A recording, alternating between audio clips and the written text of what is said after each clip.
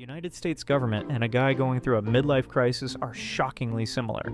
Except instead of a nasty divorce, overpriced cocktail lounges, and a brand new Corvette, Uncle Sam is blowing trillions on healthcare programs, tanks, and monthly checks for 70 million retirees. And unlike a normal midlife crisis that you fix with therapy, a new gym membership, and one regrettable tattoo you swear has symbolism, this one is different. And that's because we have to live through it year after year. And this spending problem is exactly how we ended up running a nearly $2 trillion deficit. Which means the United States is spending almost $2 trillion more than it brings in annually. We're like a college freshman with a credit card and no concept of consequences. And what do we do when the debt collectors come knocking? Well, we just borrow the difference every single year, which is why the national debt has now exploded over $38 trillion, a number so large it feels made up. So that leaves us with the single biggest question facing America today. Can we actually fix this mess? And after spending over 60 hours in government reports, Excel spreadsheets, and looking at charts that made me question everything, I've come to the conclusion. The only options we actually have left are ugly, unpopular, and guaranteed to piss off millions. But before I just rip the band-aid off and jump straight in, let me give you some context. A deficit happens when the government spends more than it collects. Think of it like an unprofitable business. And the United States has been unprofitable since 2001. And recently, it's gotten dramatically worse. Since 2020, we've been running trillion-dollar deficits every year, like it's our new national pastime. Baseball's out, and fiscal irresponsibility is in. And to explain how the world's strongest economy can be bleeding money annually, we first need to look at where the cash is actually going. This is the part of the video where I'm going to start to dive into the important details. And if any of it feels confusing at first, just stick with me. It'll all make sense by the end. Government spending comes in three buckets: mandatory spending, discretionary spending, and net interest. Let's start with the largest one first, mandatory spending. This is the spending that's locked in by law, things like Social Security, Medicare, and Medicaid. It's the financial equivalent of your rent. You have to handle it, unless you want serious repercussions. Next up is discretionary spending. This is the spending that Congress chooses yearly. Things like national defense, education, and foreign aid. This is the segment of government spending that politicians love to fight about. And finally, net interest. This is the interest we owe on our existing debt, minus the interest income the government receives. It's not optional, it's not voted on. It's the bill we owe for all the previous bills we didn't pay. And when you add these three together, you get the outlays of the federal budget. But here's the real gut punch. Just 5 line items on the federal budget make up nearly 70% of the entire federal budget spending. Social Security, Medicare, Medicaid, national defense, and interest. Everything else is pocket change relative to these 5 items. So when that one dude on your Instagram feed screams about cutting foreign aid, the truth is, it wouldn't solve any of our problems. And I can show you. In 2024, the US spent $78 billion on foreign aid. Sounds huge, right? Well, it's not. That's actually only about 1% of the federal budget. So let's say we did cut foreign aid to 0. What would this buy us? 19 days of Social Security payments. 19 days. And then we're back to borrowing. So as you can see, line items like foreign aid are not the issue. They're hardly even a rounding error. If we want to get to the root of the deficit spending and debt problem, we have 2 real options. Option 1, cut national defense spending. And option 2, cut mandatory spending, specifically in the forms of Social Security, Medicare, or Medicaid. That's it. These are the only 2 options we actually have. Everything else is noise that's too small to have any tangible effect on the budget. Because when nearly 70% of your budget is eaten by only 5 giant line items, trying to fix the deficit by trimming around the edges is like trying to lose weight by switching from regular Coke to Diet Coke. It doesn't really matter, because guess what? You're still at McDonald's. So we need to be addressing the root causes of the deficit, not trimming the edges. So let's look at our first option, cutting national defense. National defense spending makes up around $850 billion annually, or 13% of the federal budget. But there's an issue with it. Cut defense spending and people will immediately start imagining paratroopers flying down on their house. It's one of the stickiest political issues, and because of this, cuts to it are highly unlikely. And it's not like we aren't overspending. We absolutely are.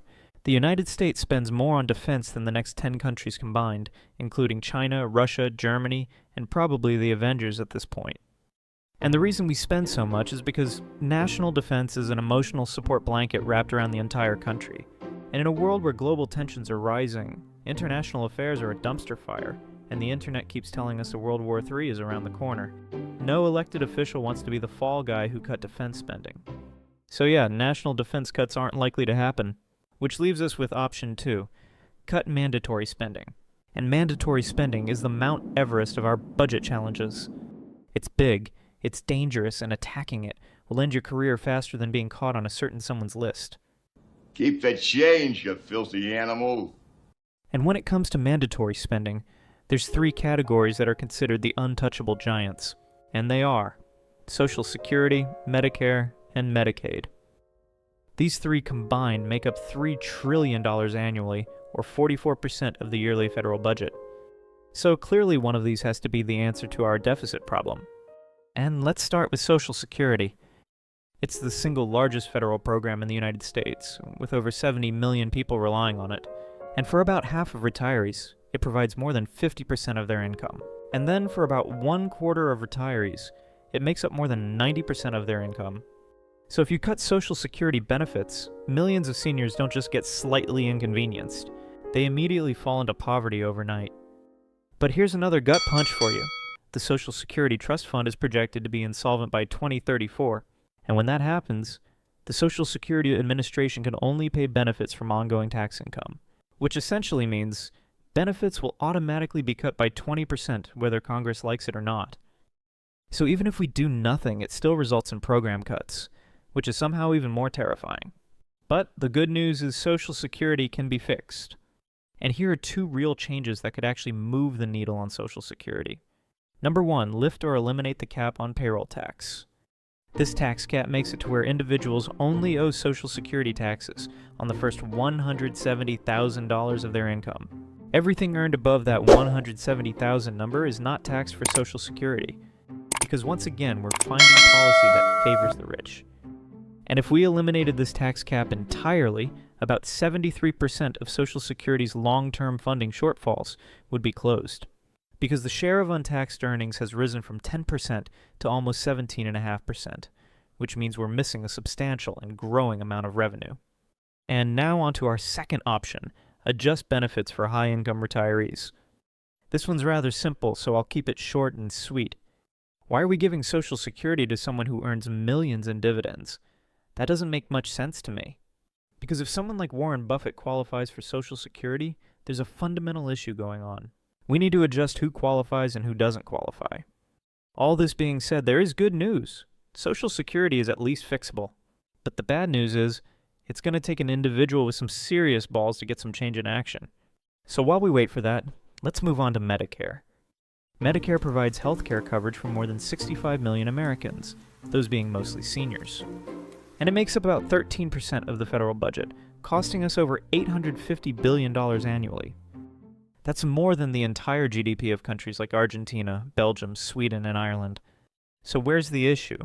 Well, the Medicare Hospital Insurance Trust Fund is now estimated to be insolvent by 2033. This is the fund that covers inpatient care, nursing facility care, and hospice care.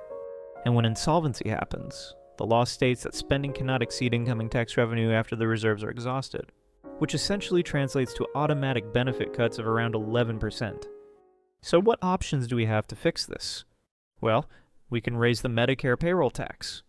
Right now, the standard Medicare tax rate is a combined 2.9%, split evenly between the employer and employee. And if we raise the tax rate by 1 point, it would raise more than $1 trillion over the next 10 years.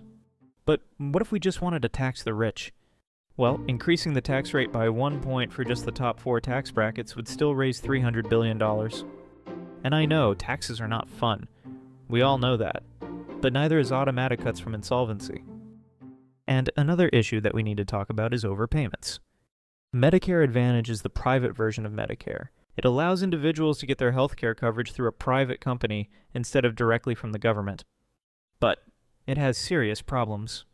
The Center for American Progress released data that estimates Medicare Advantage plans are overpaid by 22 to 39% on average, which equals somewhere between $83 to $127 billion annually.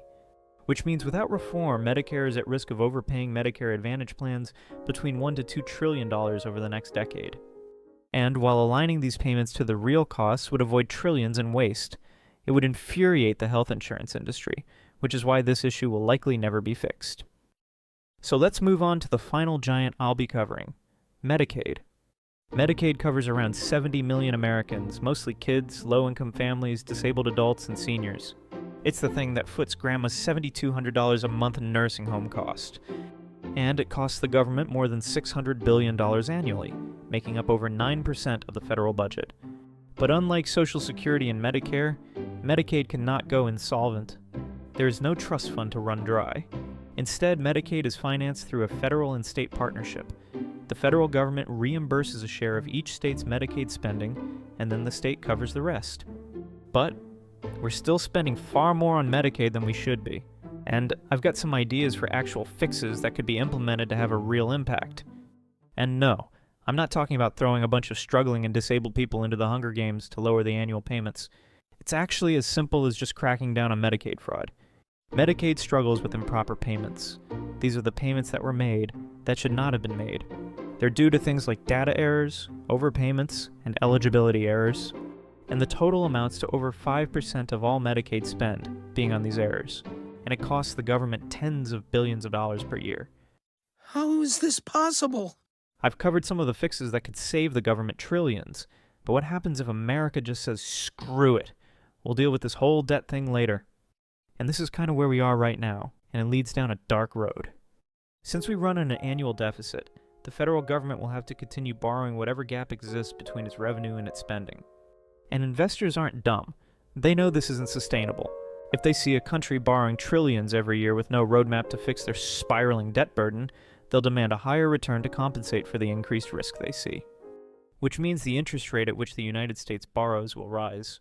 And a higher interest rate means everything gets more expensive. Your mortgage gets more expensive. Your car loan gets more expensive. Your business loan gets more expensive. Your credit card rates get more expensive. Everything will get more expensive. Higher interest rates essentially choke the economy in slow motion. But it's not too late. The United States still has time, and a shrinking window, to fix this mess before it's too late.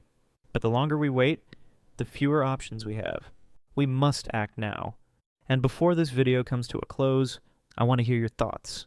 Because the truth is, after spending over 60 hours making this video, I've realized something. There is no perfect solution. There are only trade-offs and sacrifices. So drop your ideas in the comments on how we could fix things, and I'll be responding to as many as I can. Because if there's one takeaway from this entire video, it's that doing nothing is not an option.